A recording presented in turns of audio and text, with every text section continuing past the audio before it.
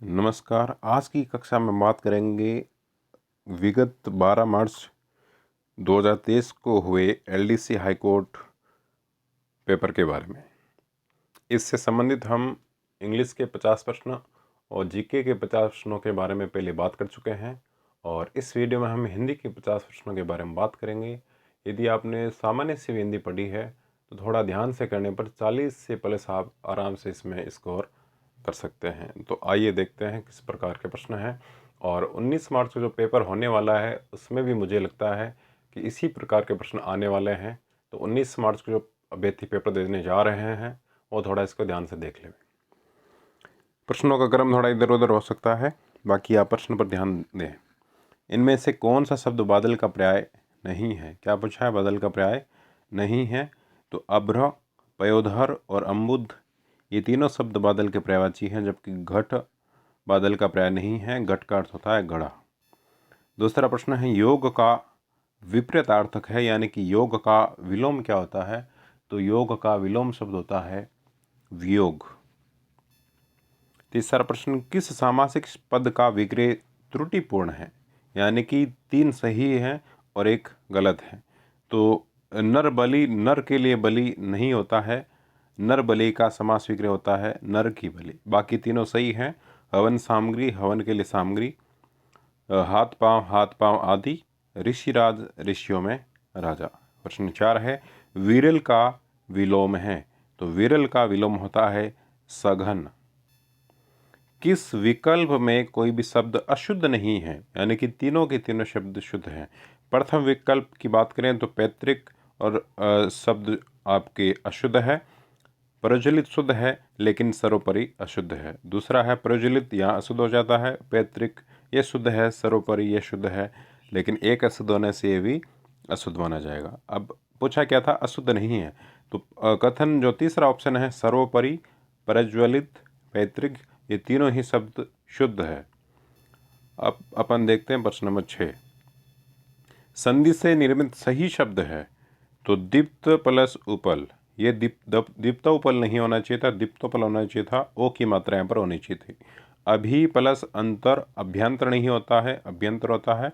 अभी प्लस इष्ट, अभीष्ट, यहाँ इकार होना चाहिए था, अर्थात ई की मात्रा बड़ी होनी चाहिए थी। चौथा विकल्प बिल्कुल सत्य है। महा, ऐश्वर्य, महेश्वर्य ये बिल्कुल सत्य है आपके, और इसमें वर्धीश्वर संधि आपके होती है। अगला है उत्कर्ष का विलोम है। तो उत्कर्ष का विलोम आपके होता है अपकर्ष, अपकर्ष, उत्कर्ष। 8वां प्रश्न है किस विकल्प में शम शुरू शब्दों का अर्थभेद सही नहीं है? तो अनिष्ट, अनिष्ठ, अनर्थ, निष्ठा ये दोनों सही हैं। निर्जर, निर्झर ये अशुद्ध है। इसमें क्या किया इसने? देखिए, निर्जर का अर्थ होता है जो बूढ़ा न हो, और निर्झर का अर्थ होता है जड़ना। इसने इन दोनों का जो अर्थ है आगे पीछे कर दिया, इसलिए इनका अर्थभेद सही नहीं माना जाएगा। बाकी कोर, कौर, किनारा, ग्रासी सही है। परिणय, प्रणय, युवा, प्रेम ये कथन भी आपके सही है। प्रश्न नंबर 9 है सही संधि विच्छेद नहीं है। तो 3 आपके सही है, 1 सही नहीं है। मात्रानंद, मातृ, धन, आनंद ये यण संधि का उदाहरण है और बिल्कुल सही है। सडानंद, सट प्लस आनंद ये भी सही है। और ये आपके जसत्व संधि आप कह सकते हैं। व्यंजन न्यून, नी प्लस ऊन ये आपके यण संधि का उदाहरण हो जाता है। अन्वित, अन प्लस वित नहीं होता है, अनुधन इत होता है। तो इस प्रकार ये आपके संधि विच्छेद सही नहीं है। 10वां प्रश्न है अनुरक्त का उपयुक्त विपरीतार्थी शब्द है। तो अनुरक्त का विपरीतार्थ के विलोम होता है विरक्त। 11वां प्रश्न अशुद्ध अर्थ वाला शब्द युग्म में है। तो 3 आपके शुद्ध हैं, 1 अशुद्ध है। प्रणय, प्रेम ये पहले भी आया था, आप देखिए। और परिणय, विवाह। आशय का अर्थ हृदय नहीं होता है। आशय का अर्थ होता है मतलब, अभिप्राय। और आश्रय, शरण ये आपके सही है। इसमें 1 गलत होने की वजह से ये आपके गलत हो जाता है। बाकी कास, लंबी घास, कांस, खांसी, वक्र, तिरछा और वृक, भेड़िया आपके सही है। 12वां प्रश्न है शुद्ध अर्थयुक्त शब्द युग्म है। शुद्ध बताना है। तो अस्थि विद्यमानता वर्तमान का द्योतक है, और अस्थि अड्डी ये आपके सही है। बाकी सारे गलत हैं। इसमें इन्होंने बाकी विकल्प में क्या कर रखा है कि शब्दों को आगे पीछे कर रखा है। यानी कि राज, रहस्य ये यहाँ नहीं होकर अगले में होना चाहिए था, राज शासन में। और देखिए थोड़ा ये जो प्रश्न है बहुत बारीकी का है, नुक्ते का प्रयोग करके इसने पूछा है फारसी शब्दों को लेकर। अगला प्रश्न देखते हैं। पानी का पर्याय नहीं है, तो अम्बु, जीवन और सलिल ये तीनों ही पानी के पर्यायवाची होते हैं, जबकि द्रव, पानी द्रव होता है, द्रव इसका पर्यायवाची नहीं होता है। निम्नलिखित में से कौन सा शब्द शुद्ध नहीं है? प्रत्यर्पण, प्रत्यर्पण ये शुद्ध है। पुनरागत, पुनः आगत से बनता है। आत्मावलोकन, आत्मा धन अवलोकन से बनता है, जबकि निरावलंब निरावलंब होता है, निरावलंब नहीं होता है। शुद्ध वाक्य है, इसमें शुद्ध वाक्य दूसरा जो है आपकी शुद्ध होगा। संभव है यह बात वह हृदय से माने। कुछ एक को भी कहेंगे, लेकिन इसलिए कहता हूँ में यहाँ पर यदि अल्प विराम होता तो ये शुद्ध होता। अल्प विराम नहीं होने की वजह से आपकी ये क्या है, अशुद्ध है।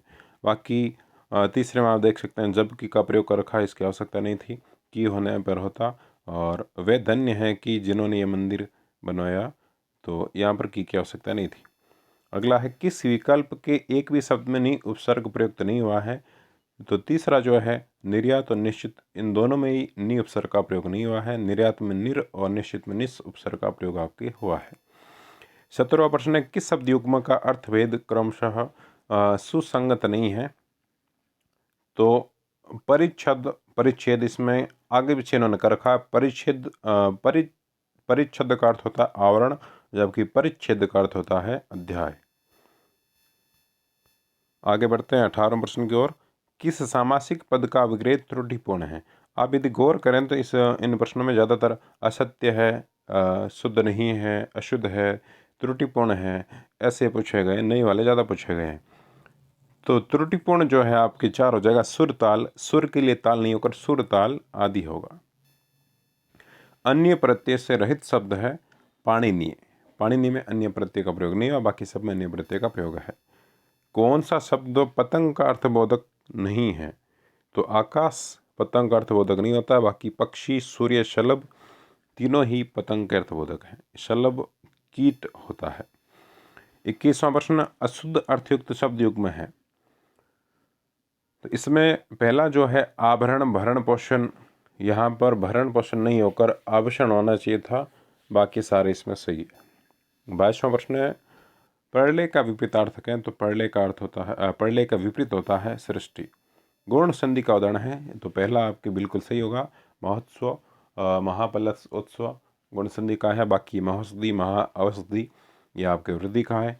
अन्वेषण ये अनु प्लस ऐषण यण संधि का हो जाएगा। गायन जो है आपके गई अन मिलाकर आपके अयधि संधि का हो जाता है। 24वां प्रश्न है खग जाने खग ही की भाषा लोकोक्ति का निकटतम अर्थ है। निकटतम अर्थ बताना है, तो इसका अर्थ होगा चालाक ही चालाक की बात समझ सकता है। 25वां प्रश्न है अनु उपसर्ग का उदाहरण नहीं है। तो अनुचित में अनु उपसर्ग नहीं होता है, इसमें अन उपसर्ग होता है। अन, धन, उचित, बाकी में अन्वय में अनु आए और अनुदिन, अनु, उदित तीनों में ही अनु उपसर्ग का प्रयोग हुआ है। अन्वय में आपकी यण संधि होती है। 26वां प्रश्न है किस सामासिक पद का विक्रय सही नहीं है?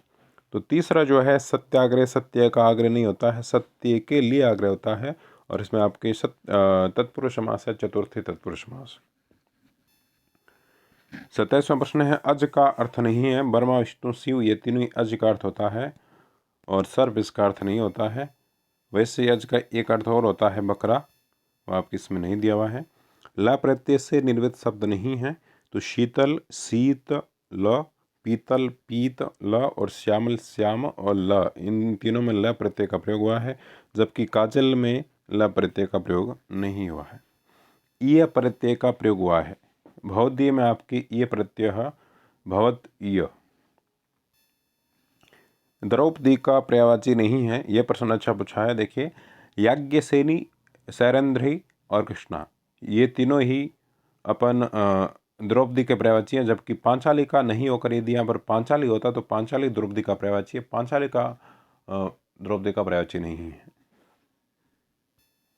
31वां प्रश्न देखिए किस विकल्प में मुहावरा व अर्थ असंगत है? असंगत की बात करें तो सिर पर सवार होना यह आपके असंगत है, क्योंकि यहाँ पर अर्थ दे रखा बहुत क्रोधित होना, जबकि सिर पर सवार होना का अर्थ होता है पीछे पड़ना। अशुद्ध अर्थ वाला शब्द युग्म है। यहाँ भी देखिए बहुत करीबी दे रखा है आपके जरठ वृद्ध, ये आपके सही है, लेकिन इसमें जठर अग्नि दे रखा है, जठर अग्नि नहीं होकर आपके पेट होता है। विलोमता नहीं है, यानी कि कौन सा ऐसा जोड़ा है जो विलोम नहीं होकर कुछ और ही है। तो लंबा चौड़ा ये आपके विलोम नहीं है, क्योंकि लंबा का विलोम होता है नाटा अथवा ठिगना। बाकी वर्णीय, अवर्णीय, हार, जीत, लभ्य, अलभ्य ये सभी विलोम हैं। गाय का पर्यायवाची शब्द नहीं है, मंदार को छोड़कर बाकी सारे पर्यायवाची हैं, सुरभि, धेनु और गऊ। क्रमवाच्य का उदाहरण नहीं है। देखिए क्रमवाच्य वाले में इस प्रश्न को आप ध्यान से देखेंगे तो एक प्रश्न ऐसा ही बिल्कुल मिलता जुलता पूछा गया है, उसको आपने यदि कर दिया तो यह भी आप सही कर लोगे। इसमें धूप में चला नहीं जाता, ये क्रमवाच्य का उदाहरण नहीं है, बाकी तीनों क्रमवाच्य का उदाहरण है। अब ये देखिए 35वां प्रश्न ये जो अभी किया हमने ये वाला, और आगे एक प्रश्न और बताऊंगा, वो आप देखना, दोनों एक जैसे से हैं। अशुद्ध वाक्य है, इसमें देखिए अश्वमेघ का घोड़ा पकड़ा गया, इसमें अश्वमेघ कभी नहीं होता है, अश्वमेध होता है। तो घ और ध इतना इतना सा फर्क है, इसकी वजह से आपकी वाक्य अशुद्ध है। 37वां प्रश्न है, पितृनुमति का संधि विच्छेद होगा। पितृनुमति यण संधि का उदाहरण है, तो पितृधन अनुमति यह आपके सही हो जाएगा। अरुण का अर्थ नहीं होता है, लाल, प्रभात, सूर्य ये तीनों ही अरुण का अर्थ है, बाकी सोना अरुण का अर्थ नहीं है। 39वां प्रश्न देखिएगा आप, व्यंजन संधि से संबंधित शब्द है। पवित्र में आपके यदि होती है, स्वागत में सुधन आगत जोड़ने पर आपके यण होती है, महर्षि में गुण होती है, जबकि जगत, ईस ये आपके व्यंजन संधि का उदाहरण है। 40वां प्रश्न देखेंगे, कौन सा विकल्प सुमेलित नहीं है।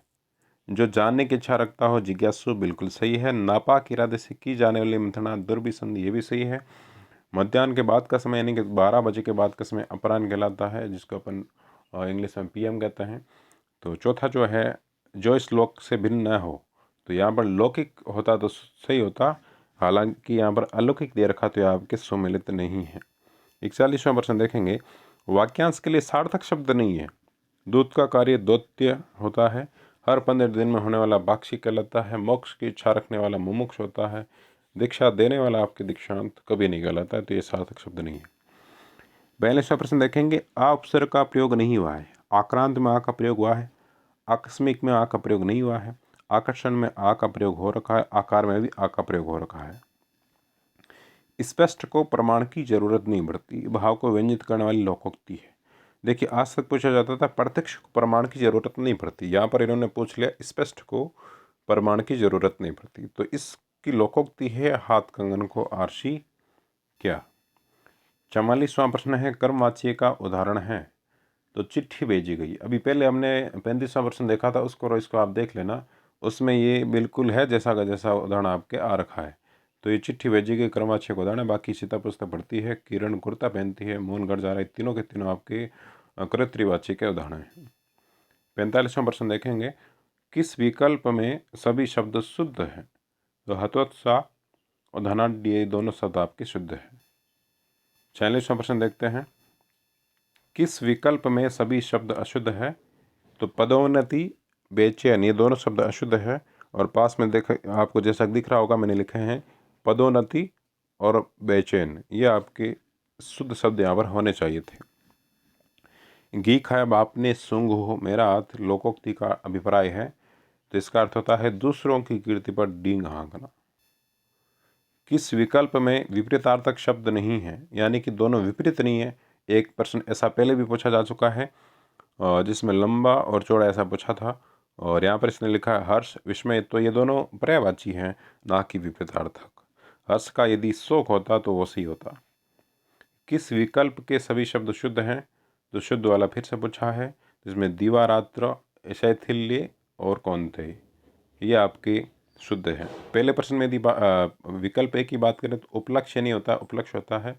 ये अंतर जगत में र ऊपर जो रे फिर इन्होंने अशुद्ध लगा रखा है, अंतर्वर्ती इसमें भी वही समस्या है, और मितव्ययिता ये भी अशुद्ध है, तो तीसरा विकल्प आप सही माने। 50वां, मरने की इच्छा हेतु उपयुक्त शब्द हैं, तो इसका आपके हो जाएगा मुमुक्षा। इसमें भी देखिए जैसे पीछे अभी अपन बात करे थे मुमुक्षा, और ये यहाँ पर इन्होंने दे दिया यहाँ पर मुमुक्षा, तो मरने की इच्छा आपके मुमुक्षा ये आपके बिल्कुल सही हो जाएगा। चलिए 50 प्रश्नों का आपने अच्छी तरह से उत्तर देखे हैं। और इंग्लिश और जीके के यदि आपको प्रश्न उत्तर देखने हैं तो इसी चैनल पर आपको मिल जाएंगे। अभी थोड़े समय पहले अपलोड किए गए, आप ध्यान से देख लें।